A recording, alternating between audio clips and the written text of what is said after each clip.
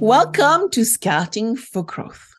Today, I will be joined by Federico Spagnoli, President and Head of Emerging Markets and Ecosystems for Prudential Financial LATAM. Federico is well known for his work launching Vitality in South America and providing health services to over 1.5 million South Americans who today can download an app from their mobile device to get access to a multitude of health services. During this podcast, we will evaluate Federico's vision about enhancing people's physical, mental, and financial wellness. We will define where is the world of health and insurance going in terms of protection and prevention. Let's look at distribution and strategic distribution by understanding how do we augment the broker channel. And I thought it would be great to get some tips for those interested in monetization services. If you like what you hear, please rate, download, subscribe, comment at the bottom of this podcast. And so it is time to welcome Federico.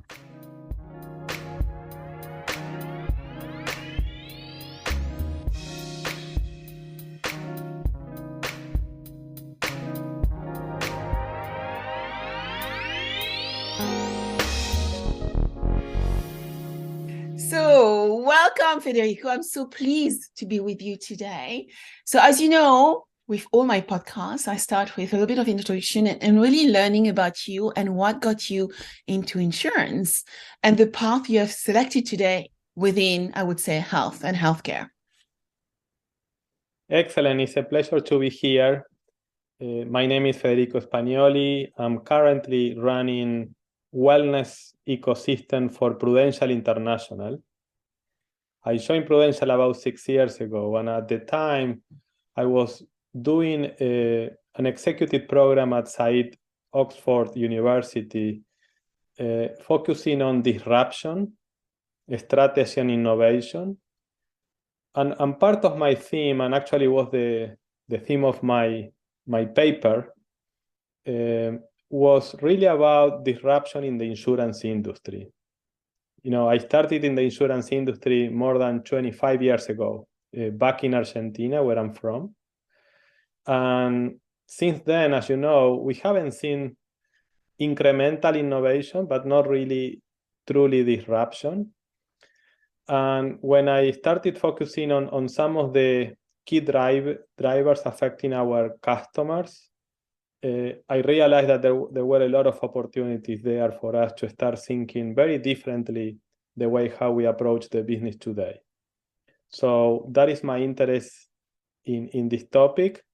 And my background in insurance includes 25 years of international experience in different multinational companies, including AIG, where I spent 13 years, 6 years in Asia, 3-4 years in Europe, and the rest in the US and Latin America.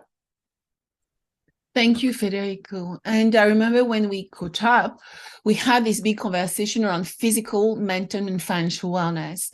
And I remember when we were catching up is that you were mentioning is when we combine the three, it's about the ability to understand the emotions, right, of how money and various drivers are affecting people today and the implication on their wellness, but also on the, I would say, health factors, right? What drive their emotional health and wellness.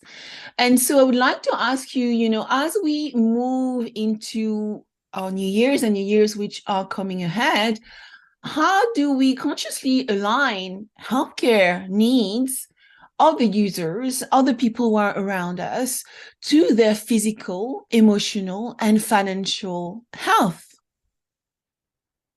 Great question. And let me give you some background before I get directly to the response.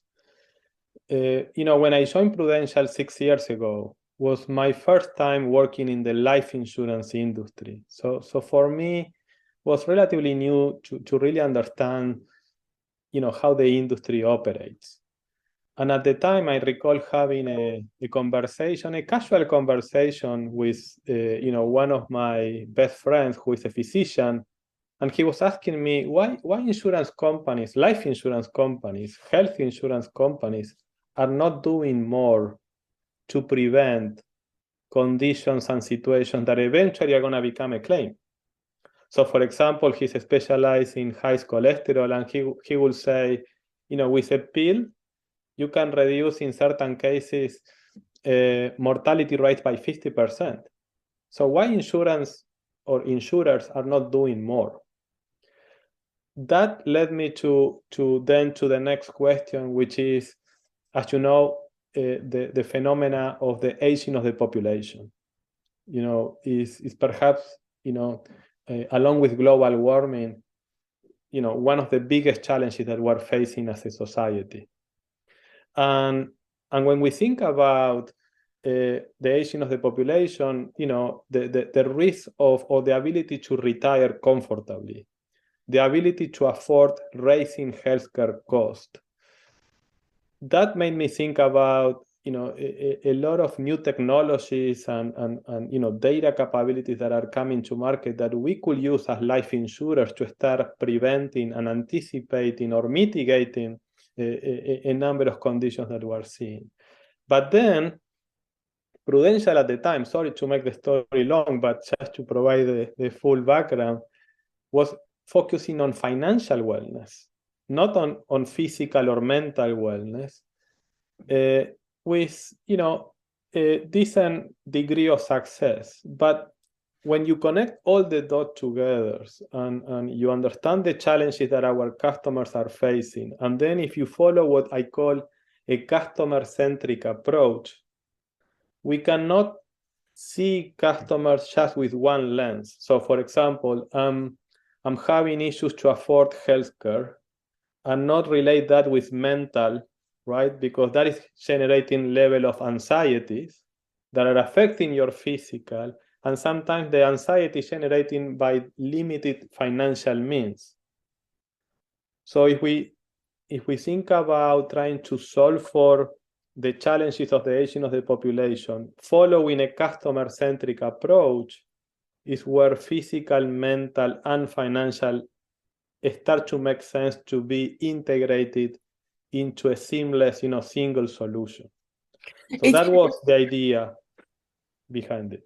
Absolutely. And, as I'm listening to you talking, I remember also that one aspect of it, I guess, it requires, when you look at financial literacy or financial wellness, is about understanding the impact of transactional activity, right? Financial is very transactional, but then when you start looking at physical, emotional, you are moving beyond just the transactional, right? It's an educational environment which requires some level of literacy around understanding how the three connects.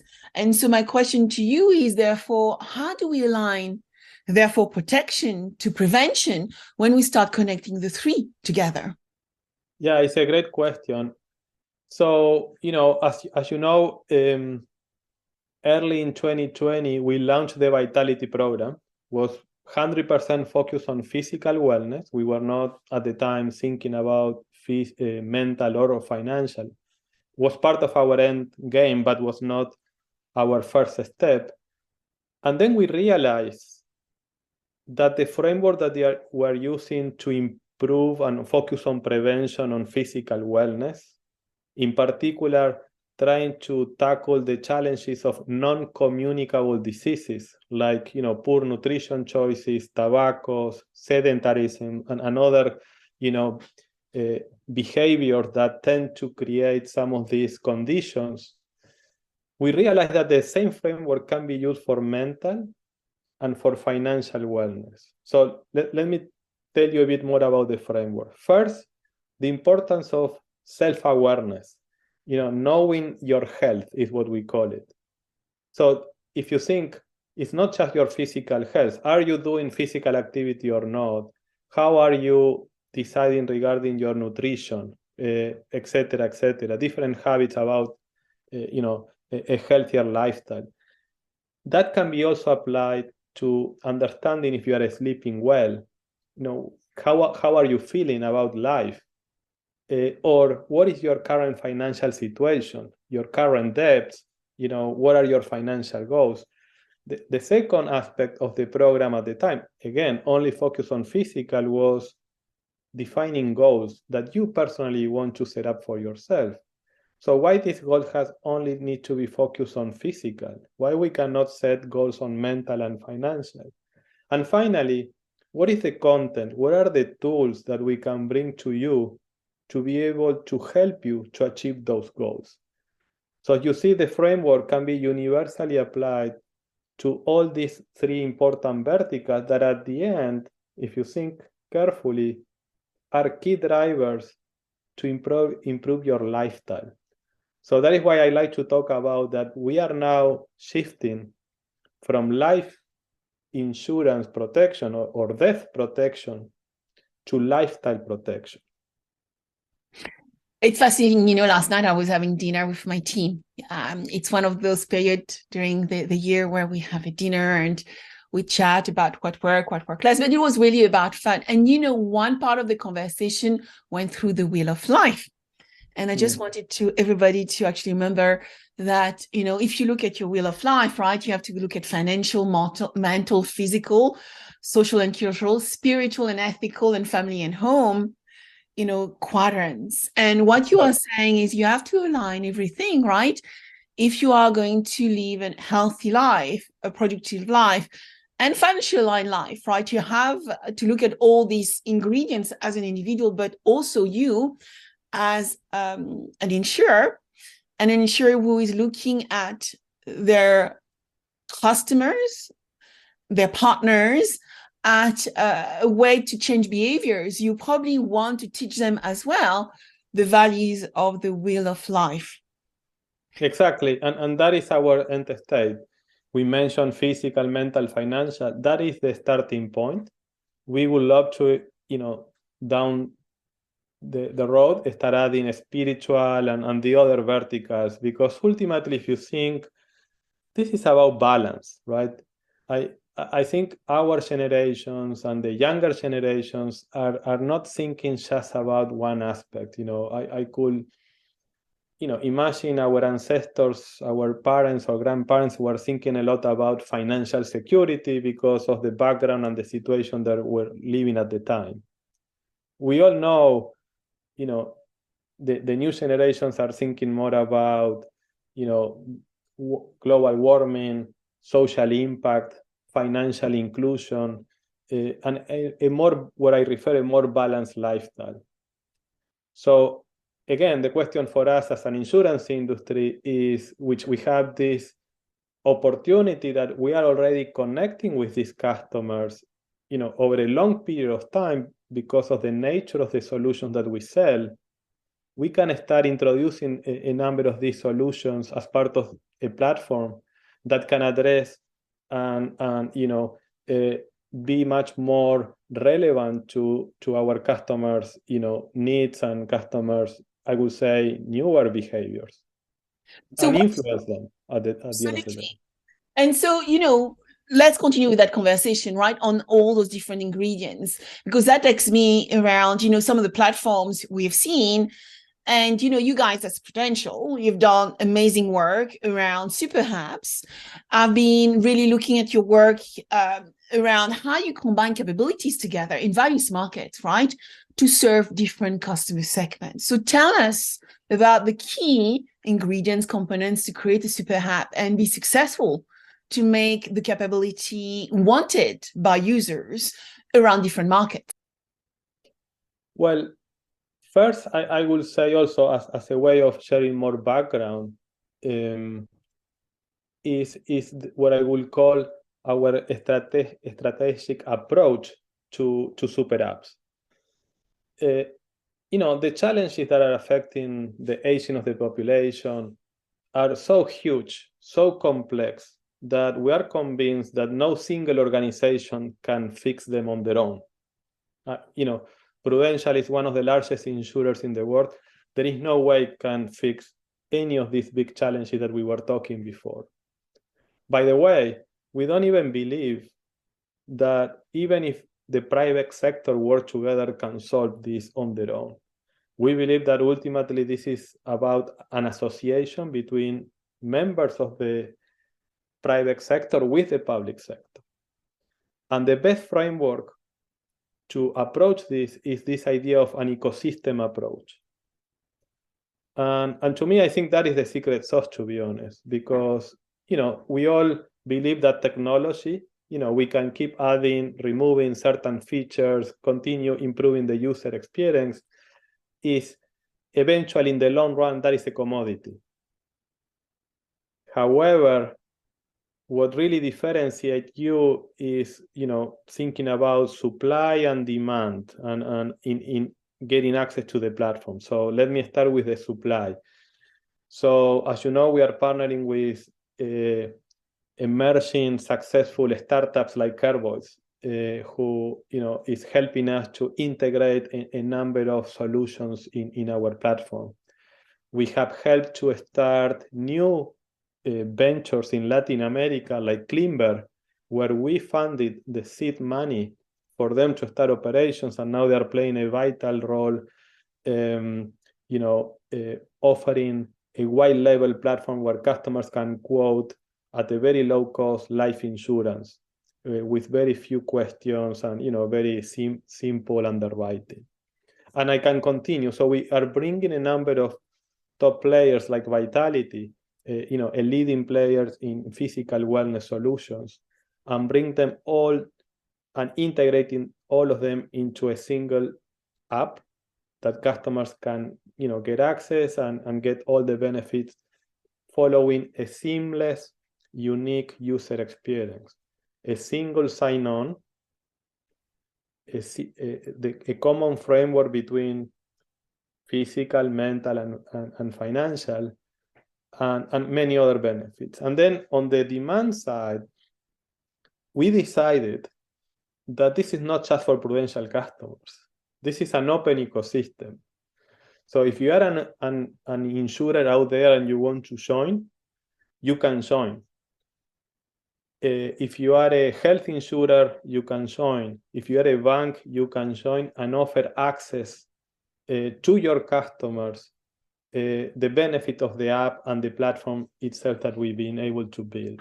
And it's amazing. We started this a couple of years ago, and right now, not only we have a number of our own insurance operating companies in South America, but also a number of third parties, strategic partners that are joining, like Medife, which is one of the largest health insurers in Argentina, now offering this platform to their clients. This is superb. You have touched upon so many different angles. And whilst you were talking, I was remembering some work I started in November last year. That was November 2021. It feels like forever.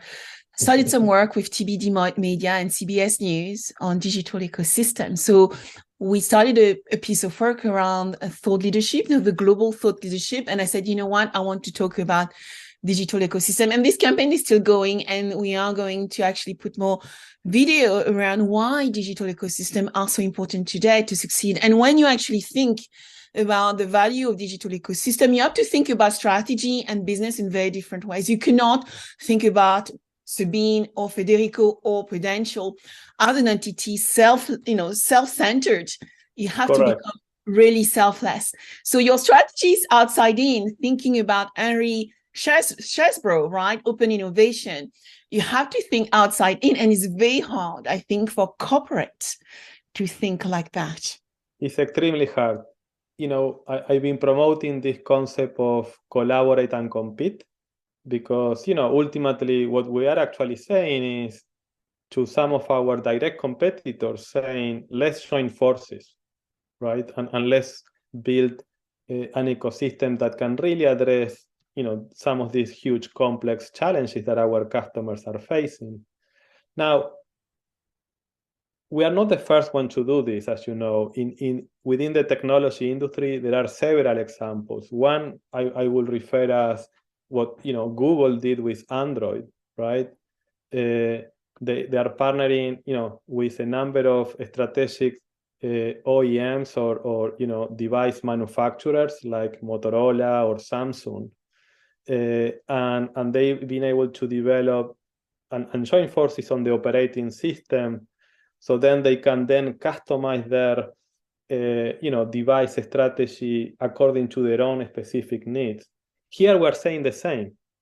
Let's join forces to create a platform that is universal, that basically avoid each of us individually to waste investments in data capabilities, integration capabilities, because at the end are the same, and we can save that money to really focus on the customer, in bringing solutions to the market for the customer. So ultimately what I'm trying to say, the app is just the front end, right? But there are a lot of layers of different technology and infrastructure that are required to offer the value proposition of a total wellness solution. And ultimately, you as an insurer or as a bank, you can personalize that app according to your brand, your values, your strategy, and the user experience based on your target segments. That is not going to change. But there are a lot of areas where we can collaborate, and that is kind of what has been our invitation to different market participants. In Europe, actually, Federico, beside the UK, we are very dependent on brokers. So I guess I would say 85-90% of distribution in France, Germany, Central Europe will be dependent on the broker channel. I would say probably less so in UK because it became direct to consumer compared to the other market. Tell us, how do you include the broker as a critical stakeholder within your ecosystem? And how do you build actually unified vision and manage expectations? Because, when you build a digital channel, sometimes you alienate the broker channel. Tell us what you are doing within your ecosystem. That is a great question. First, I will say, for Prudential, the broker, internally we call in some of our geographies the life planner channel. These are franchisees type of model. In some cases, they are employees. In other countries, they are independent agents. They are vital for our success, right? We typically don't go direct to the consumer in the case of Prudential. So I want to really emphasize how critical they are in our overall value proposition. And we have proven that they play a big role in our competitive advantage. And the beauty of the business model that we are proposing is the following. This is a win-win-win opportunity. It's a win for the consumer because here we are trying to anticipate situations that are affecting their lifestyle. We're trying to help them to live longer and better lives. So this is a win for the customer. But also, this is a win for the insurance company because as customers tend to take care of their health, they take care of their financial situation, their mental well-being. Obviously, this represents longer lifetimes with the customers, better persistency, better monetization opportunities, but also lower claims. But here are the brokers or the intermediaries. This is also a win for them. As you know, the broker have aligned incentives with the insurance company in this case, that in the case that they want to delight the customers, right? For them, they're always demanding from us, trying to bring more innovative solutions, keep strengthening our product and value proposition. And as you know, how do you differentiate a life insurance product after more than 100, 200 years of history? It's challenging, right? We can keep tweaking, but there is limited value. Now with this enhanced value proposition, integrating prevention to the equation, there is more ways for us to really differentiate that value proposition. Not only that, I can give you example from Brazil and Argentina where we are seeing that actually our tactic is let's first engage the brokers or the intermediaries into the platform. So they are all part of our Vitality and our upcoming app fully. And we are noticing a high level of correlation that brokers or intermediaries that are more engaged in the app, their customers are also more engaged in the app. And what they are telling us that this is not only them from anecdotes and comments, but also from data, that customers that are more engaged in the app, they have, for example, in the case of Brazil, 50% less probability to cancel their policy than those who are not engaged in the app. So imagine how much revenue they can generate. And then we're also seeing that customers that are engaged, they have 200% more propensity to buy more products from us than those who are not engaged. So again, another reason of the win-win here opportunity. Yeah, now those numbers are fascinating. So, we touch on distribution and super app, and that takes me to Net Promoter Score. And, I would like to give you a little story because this is one of the startups in Europe I really adore. Maybe you know Many Pets, Stephen Mandel, Charlotte Olcott. I mean, this company has been doing so well. And I remember, 5-6 years ago, I discovered them while I was building accelerators, and I became very close to Stephen Mandel. And, this is a company which has like a 95, 85 Net Promoter Scores, right? Yeah. And they have sustained this for the past 6 years, right? If it's not more. And so when you look at what you do, right? Partner, super app, identifying the right solution for your customers, how do you manage your Net Promoter Score?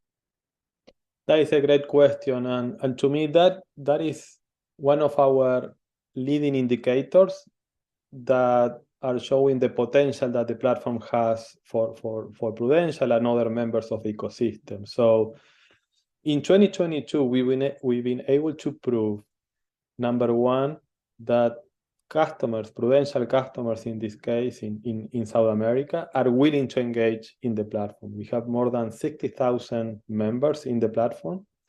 That means they register, they sync their device, and 85% of them are engaged and using the app in a consistent fashion. And then we've been able to measure those who are engaged in the app versus those who never registered.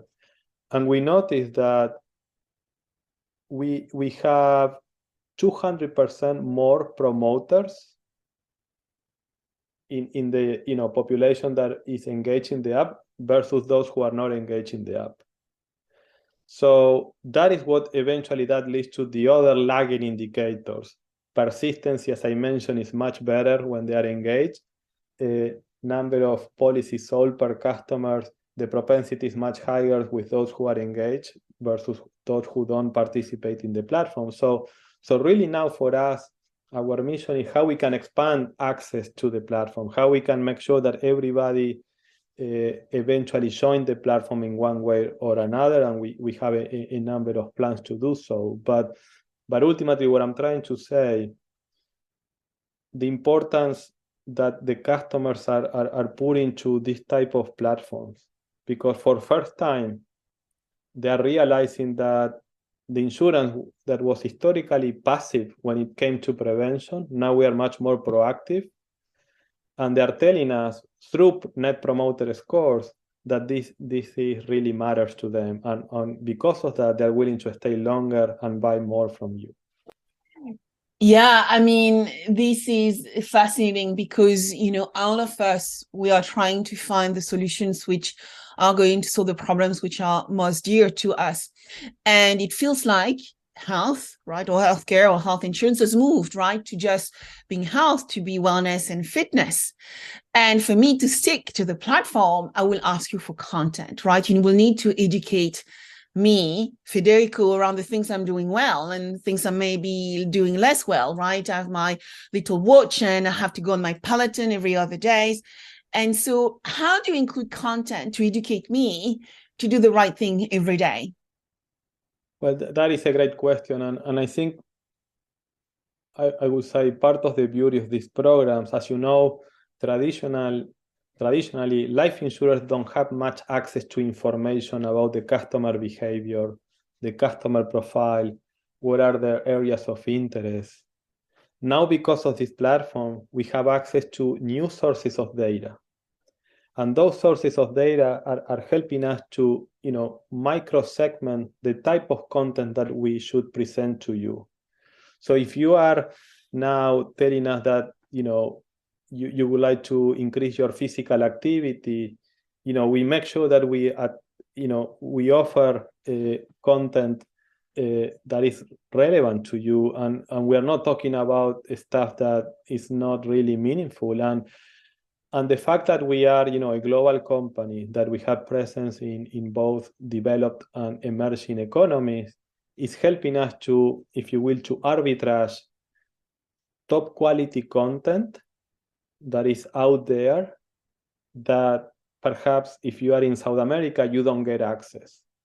So we are about to make an interesting announcement with a partnership with one of the main newspapers in the US to bring exclusive content from them to our customers in Brazil and Argentina. That's cool. And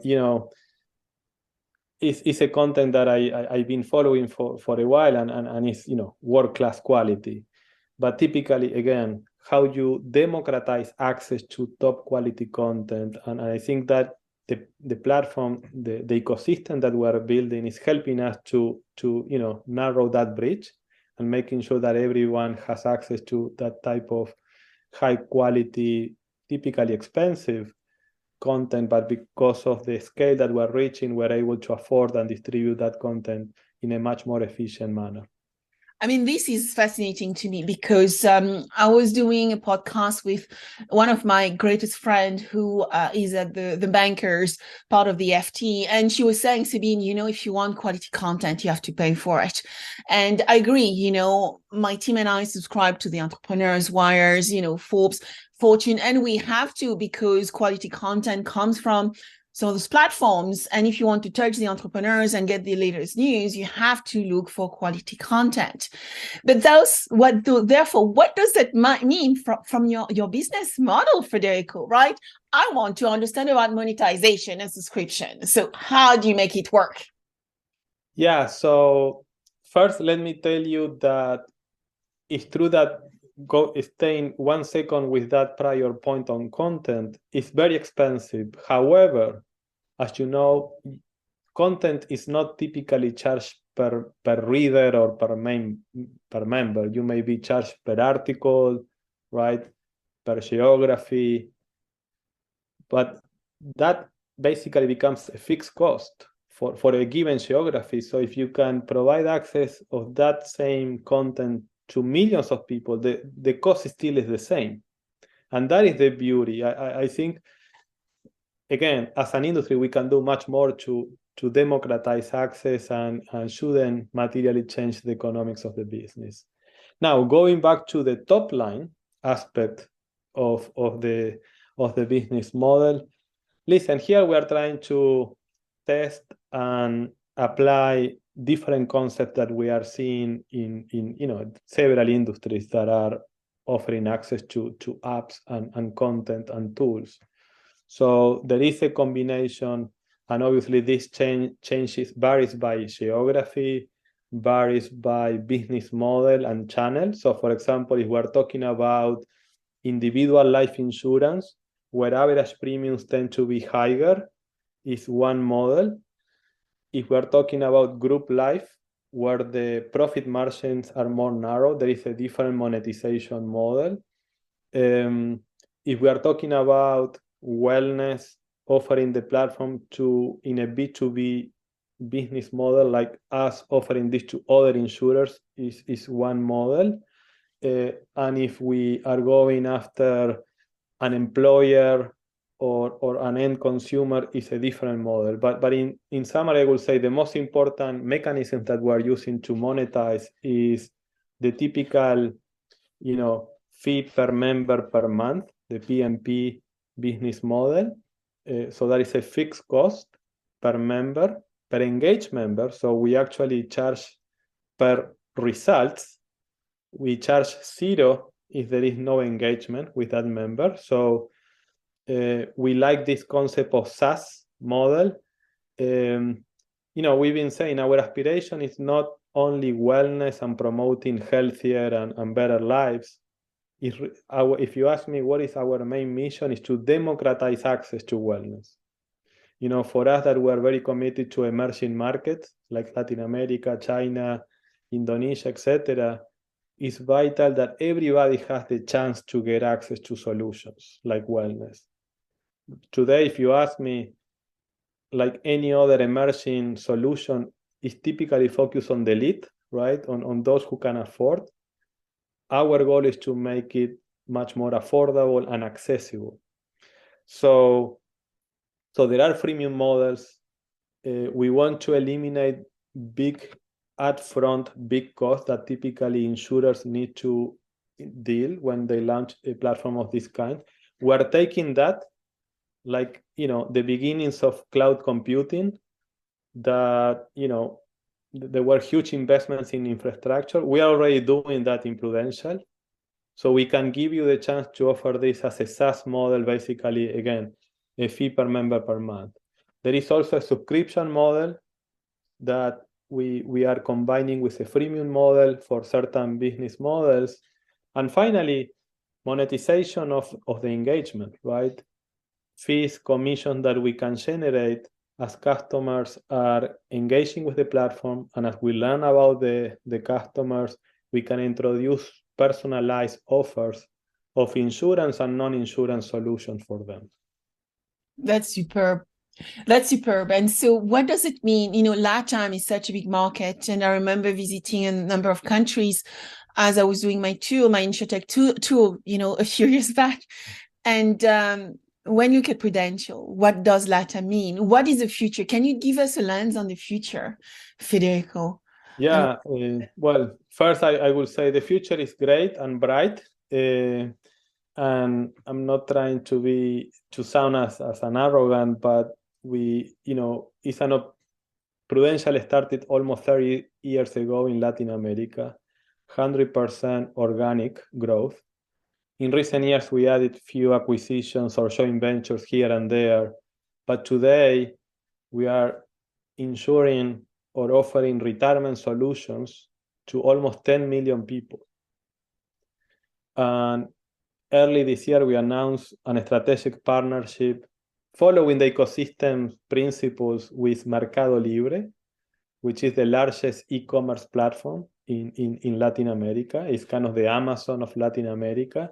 And now we have access, or Mercado Libre customers which are close to 100 million in Latin America. They have access to Prudential solutions, again, in a very inclusive, affordable fashion through their platform.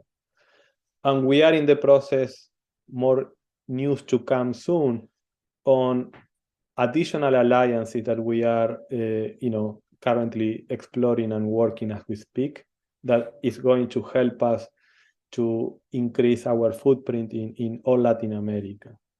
But the most important point related to wellness is that our plan is to offer wellness solutions all over Latin America.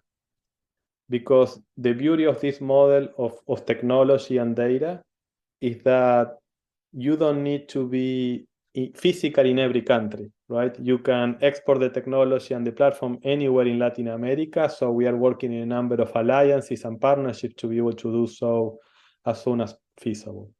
That's superb. It's wonderful. So when we started our chat, you mentioned that you were doing some studies and you discovered that there was much more to be done in health. You're working with one of the largest and most respected financial service institution in the world. So when you look at Federico and, the last word of wisdom you could give us all, what would those be? I will use the word of being proactive. I think we sometimes underestimate the position in which we are in, right?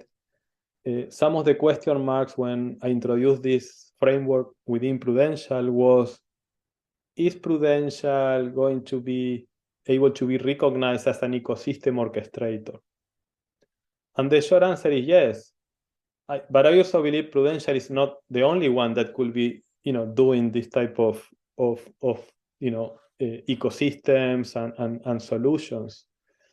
So I will go back to the beginning of our conversation when we talk about some of the complex challenges that we have relating the aging of the population.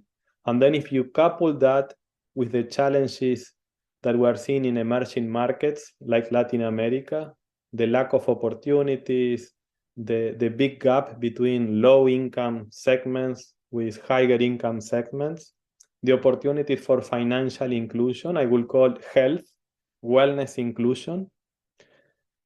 My last comment will be, let's work together. It's going to be very challenging for us on our own to be able to address and make material progress unless we join forces. So we all know the technology, the data, the solutions are out there. It's just a matter of us, how we coordinate, how we join forces together to accelerate the pace of bringing those solutions to market faster and in a more efficient fashion. So, if people wanted to reach out to you, Federico, even startups, I get a lot of startup reaching out, which I think there is a couple we may actually bring to you soon after Welcome. What you said. So if we want to find you and reach out to you, what should we do?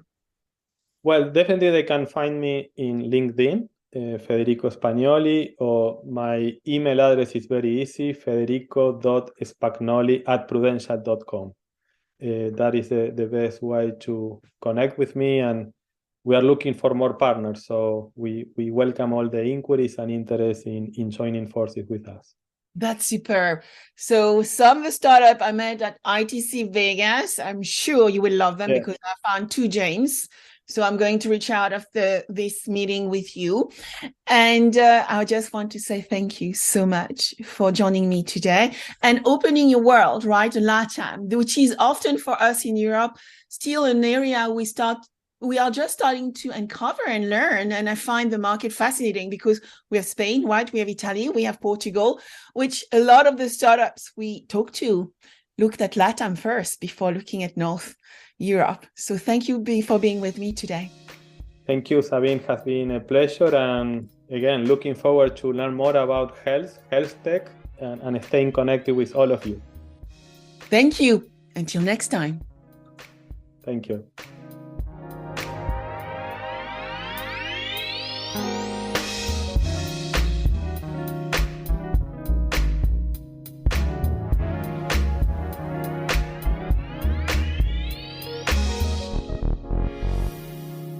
If you like this podcast, subscribe now, share with your friends, and if you enjoyed it, please give it a 5-star review. Also, if you want to cover any specific subject with me, contact me on Instagram under Sabine VdL Officials or LinkedIn under Sabine VdL. Thank you.